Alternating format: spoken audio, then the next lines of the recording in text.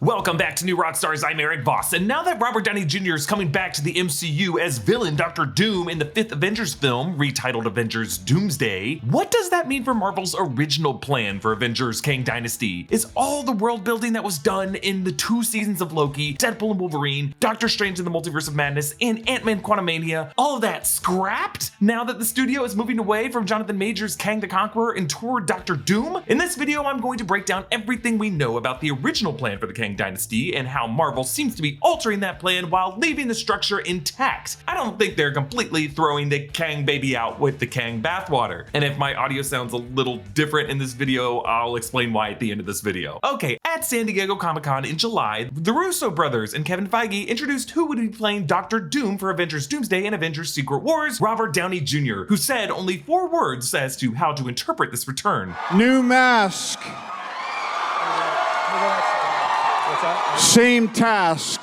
New mask, same task. Anthony Russo repeated this phrase, and Downey used it to caption a social media post. So obviously this contains a lot of weight and will probably be the answer to all of our questions if we can figure out what it means. I broke down what I think new mask, same task means and why I think Robert Downey Jr. was really cast in another video last week. But is that same task a hint at the studio's general continuity from Feige's announcement 2 years ago that the 5th Avengers film was originally going to be titled The Kang Dynasty and center around Kang? Kevin Feige has so far dodged questions about this shift. For example, Screen Rant's Joe Deckelmeyer brought it up in an interview about Deadpool and Wolverine, which was recorded before the Hall H announcements about Doomsday, Downey, and Doom. I want to ask this because one of the upcoming Avengers titles was Kang Dynasty. Is Kang still a villain in an Avengers film? Do you know, I've done a number of interviews in the last couple of days, and you're the first person to, I give you credit for just outright asking the question.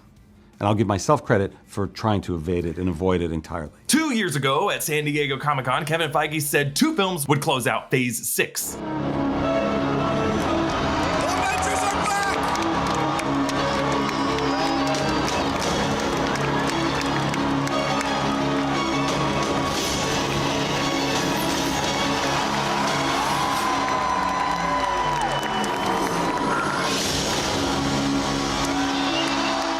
Avengers 5, or Avengers the Kang Dynasty as it was then known, was originally going to be directed by Destin Daniel Cretton, who had directed Shang-Chi and the Legend of the Ten Rings for Marvel Studios. He had actually been announced a few months before this on May 5th, 2022 as Multiverse of Madness was coming out in theaters. On September 14th, 2022, it was announced that Jeff Loveness was writing the Kang Dynasty script after having written the script for Ant-Man and the Wasp Quantumania, which would introduce Jonathan Majors as Kang the Conqueror after he had played the variant known as He Who Remains in the Loki series, and that movie would be coming in February 2023, and Jeff Loveness had written several of the scripts for Loki Season 1. But then Quantumania released in February 2023 to mixed reviews and underwhelming box office performance, yet positive responses to Jonathan Majors as Kang the Conqueror. But then Jonathan Majors was arrested in March 2023 for assault and harassment, with legal proceedings set throughout the year, but Loki Season 2 released as planned, with Majors at the center of it as Kang variant Victor Timely. But then right after Loki Season 2 ended on November 15, 2023, Deadline reported that Destin Daniel Cretton was stepping away from directing Avengers 5 and would focus on directing a second Shang-Chi film. And then on November 27, 2023, Deadline reported that Jeff Loveness would be stepping down from writing the Avengers 5 script and that Michael Waldron, who was head writer for Loki Season 1 and had been writing Avengers 6 Secret Wars, would now be writing the new draft of Avengers 5. On December 18th, the day Jonathan Majors was found guilty of assault and harassment, Disney announced that Majors was fired, and The Hollywood Reporter reported that Marvel Studios was now internally referring to the next Avengers movie as Avengers 5 instead of the Kang Dynasty. Now, weeks before this in November, Variety had reported that Marvel was considering a shift from Kang the Conqueror to Dr. Doom as far back as their September 2023 Palm Springs creative retreat. New Rockstars covered that update in this video. But what was Destin Daniel Cretton, Loveness, and Marvel's original plan for Avengers 5, the Kang Dynasty? Well, the traces of that plan can really be seen in Quantumania and Loki. The earliest teaser footage for Quantumania was shown at San Diego Comic-Con in July 2022. This is actually minutes before Feige announced Avengers Kang Dynasty, where we got to see a brief version of Scott Lang and Kang the Conqueror's first meeting. You're an Avenger.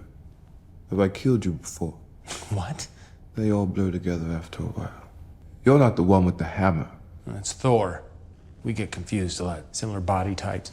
Now, the Thor part of this exchange was not revealed until later promos, but the idea was that Kang the Conqueror had come from past timelines in which he had killed Avengers, including Thor. We did not see Kang killing those alternate timeline Avengers in Quantumania, but in a flashback, Janet Van Dyne saw Kang's history, murdering trillions of innocents in other timelines, annihilating entire planets. Kang and Janet later talk about this. When you can see time the way I do, you don't get to close your eyes. My variants, I saw their chaos spreading across realities. I saw the multiverse, and it was dying.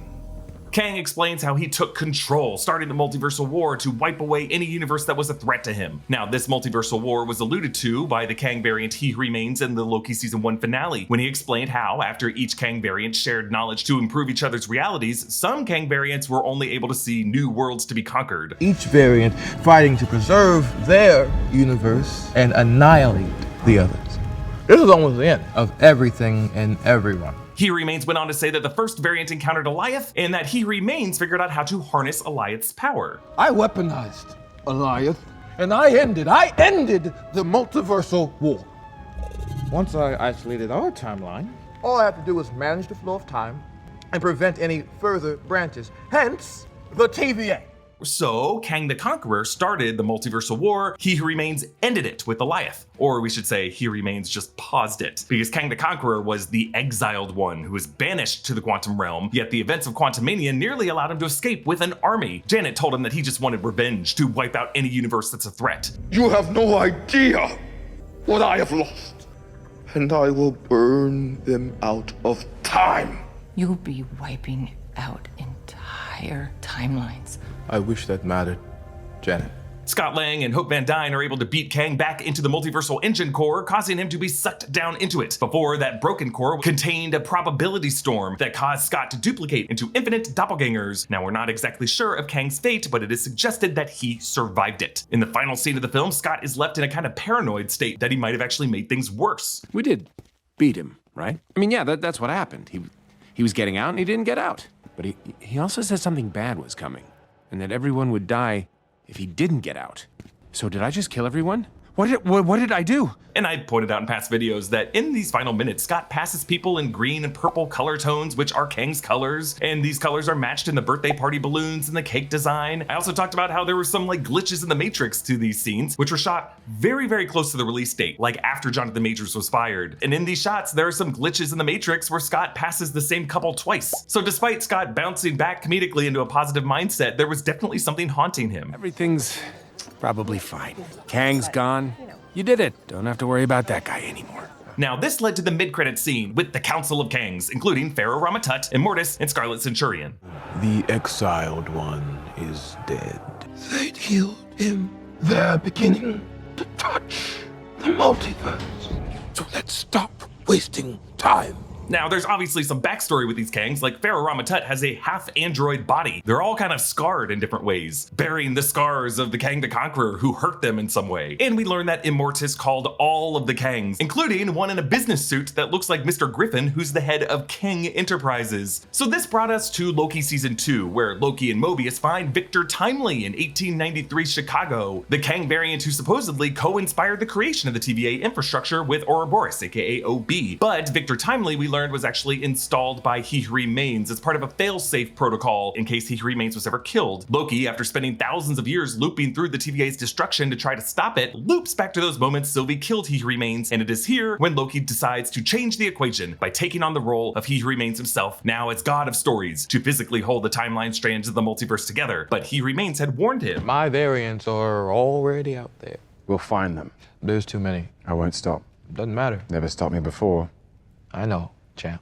If the Summer Olympics have got you thinking about the rings in ancient Greece, then you might be interested to know that Gentle Bands has a new line of rings inspired by Greek athleticism and mythology, the Athlos Collection. Gentle Bands has been using unconventional materials to make rings since 2017. Why make a ring from a plain old band of metal when you can use an ancient meteorite, retired spacecraft titanium, or dinosaur fossils instead? Gentle Bands' Athlos Collection pays tribute to the legends and celebrates the eternal spirit of sports, embodying strength, elegance, and timeless beauty. My personal favorite rings are Hades, which combines dinosaur bone and meteorite, and Prometheus, which has meteorite and opal. Meteorites are cool. I want one on my finger. If you're looking for a playful accessory, the Athlos cufflinks are perfect for football and baseball fans. Gentle Bands offers this chain, so you can keep your ring close to you even when you can't have it on your finger. Gentle Bands is currently offering free engraving on all orders. Check out the Athlos collection on gentlebands.com and use code NEWROCKSTARS to get a special 25% discount on your new favorite ring today. As Loki Season 2 comes to an end, the TVA has been transformed into an agency that nurtures the timelines of the multiverse instead of pruning them. B-15 is in a new position of authority, and we see her in the Chronomonitor Bay, and I pointed out how she initially walks up to Casey, Obi, and Miss Minutes, and you can see Owen Wilson as Mobius at that desk in the background, completely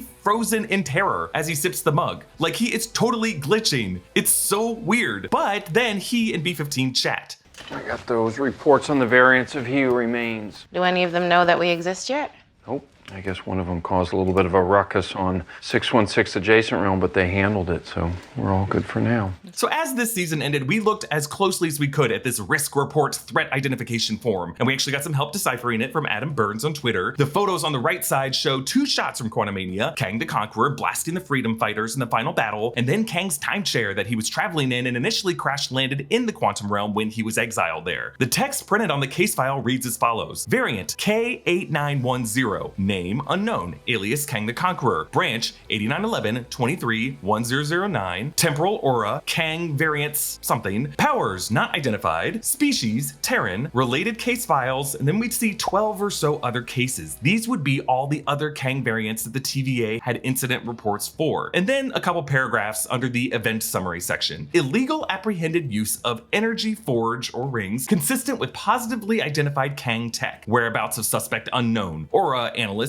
something something, and then investigation known evidence something something, and then we see controlled due to the, and then infested power, and then Scott Lang Ant-Man identified, and then later on variant K8910 again, then leading military involvement, and then threat was neutralized. Back in November, I theorized that Kang the Conqueror's timeshare could have been based on what the TVA considers proprietary technology, and I assumed that it was the tech that might now be in the TVA handbook 2nd edition that OB has printed out. On the cover we saw that he credited himself and Victor Timely. Certainly he would write in the 2nd edition some new multiplier tech that Timely would able to weigh in on. That could be a sphere with gears and cogs that might look like a smaller version of Kang's timeshare from Quantumania. It just kind of seems like Kang the Conqueror might have been the Kang who stole that technology and turned it into a mobile device to stay on the move and evade all the other Kangs of the TVA. Now you may have asked, what happened to that Victor Timely variant in the TVA that we spent most of season 2 with? Well, OB's desk in that scene shows that he is now sharing his workspace. It's far less cluttered than it was before, and he must be able to step away from his desk from time to time since we saw him in the Chronomonitor Bay. And the pages of the new TVA handbooks are blank, maybe so that OB and Victor could together fill them in. Meanwhile, on the Sacred Timeline, the young candle-making Victor Timely would have never received the TVA handbook from Renslayer, so he would live out his life without ever inventing temporal marvels on the Sacred Timeline. So for most of this year, 2024, Avengers 5 has been kind of in a limbo status. But on June 7th, 2024, Kevin Wright, the Marvel Studios executive responsible for the Loki series, departed the studio. And then later in June 2024, Benedict Cumberbatch confirmed his involvement in Avengers 5 in a Netflix video where he talked about his various film roles. I'm very much looking forward to Avengers next year, which is cooking up a storm. So, confirmed for Avengers Doomsday now are Benedict Cumberbatch as Doctor Strange, Robert Downey Jr. as Dr. Doom, the cast of the Fantastic Four, and the cast of the Thunderbolts. It's directed by the Russo brothers, and the latest pass on the script will be written by Stephen McFeely, one half of the Marcus and McFeely team that wrote Winter Soldier, Civil War, Infinity War, and Endgame. And since Benedict Cumberbatch is talking about a storm being cooked up, I feel like we may still see a probability storm as part of the plot of this movie. New mask, same task. I think the task and the general plot structure aren't going anywhere. So let's talk about that Destin Daniel Cretton, Loveness Waldron script that was centered around Kang the Conqueror. What would have happened in that story? Well, I think we would have seen Kang the Conqueror, aka K8910, surviving and thriving in the probability storm that he gets sucked down into in Quantumania. He would have merged with all of his duplicates to give himself, in his mind, a master hive knowledge of every possible outcome, every possible future that any other Kang could have ever thought of. Where Whereas Scott Lang and his duplicants in the storm were united by their shared love of Cassie, Kang and his duplicants would be united by something else. One thought. What is the one thing another version of myself never would have thought of? Just imagine if that was the core idea that defined you. You would be crazy, but you'd also be like 12 steps ahead of any other version of yourself out there. Like the way Doctor Strange looked ahead to 14,605 timelines in Infinity War to see one victorious path, Kang would be doing this same thing, but constantly at all times in his head.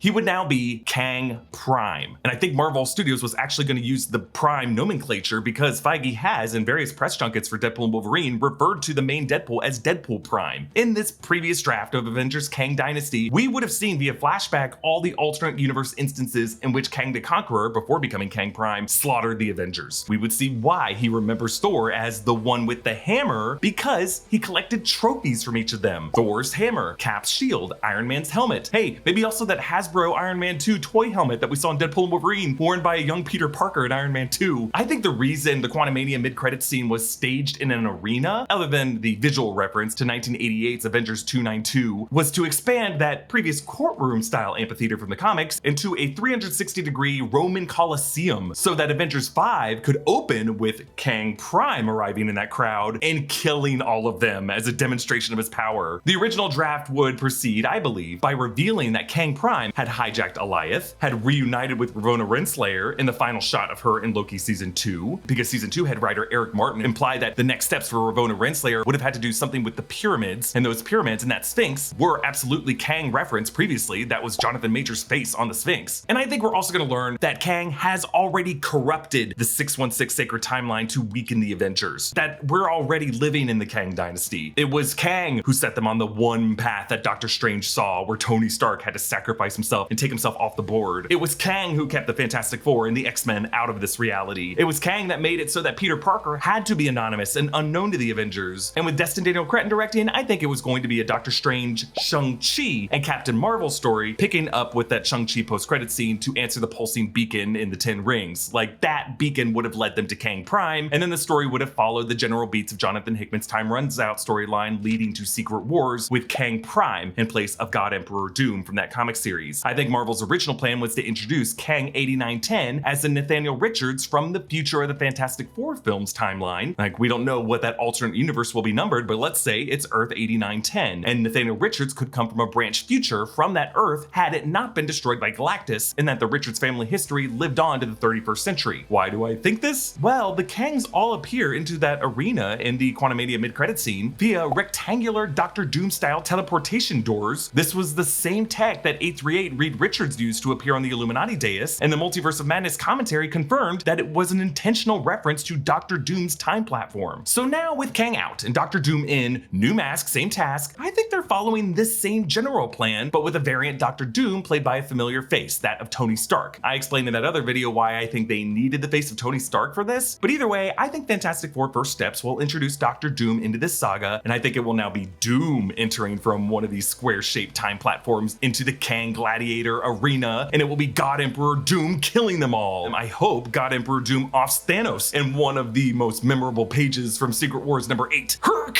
It's not that Marvel Studios has to scrap the Kang plan entirely. Doctor Doom can use the TVA infrastructure that we saw in Loki and Deadpool and Wolverine, the structure that He Remains built, and weaponize Alioth for his own purposes, and use Alioth to build Battleworld out of the scraps of the void, as Deadpool and Wolverine seem to indicate what happened. Everything Marvel did to establish Kang and his multiversal war could make Downey's version of Doom an even more craven and terrifying killer, because now we get to see him topple an entire empire. It would be the Doomsday to the Kang Dynasty. But would you have preferred the other version of Avengers the Kang Dynasty? So if my audio has sounded weird in this video, it's because I am recording this in this tiny little closet studio that I've recorded all my videos in for the past 2.5 years. And as soon as I'm done recording this, I am tearing down the set. It's already coming down now. The sound panels are down. Almost all the videos that you've seen me record for the past 2.5 years have been in this small little room. I am moving back tomorrow to the city where the rest of the new Rockstars team is located. And while I'm excited to be moving back, if you've been following my socials this week, you know that this week has been a difficult transition for me for a lot of reasons. And I just want to say goodbye to this place and let you all know that there were a lot of nights where I was just in this little room by myself, and it did feel really lonely sometimes. But the fact that I could connect with all of you and that all of you have been so supportive and loving made this room feel like home in a lot of ways. And I'm just excited to be coming home with the rest of the new Rockstars team. And I want to thank you all for your love and your support over this time. And I'll see you at home.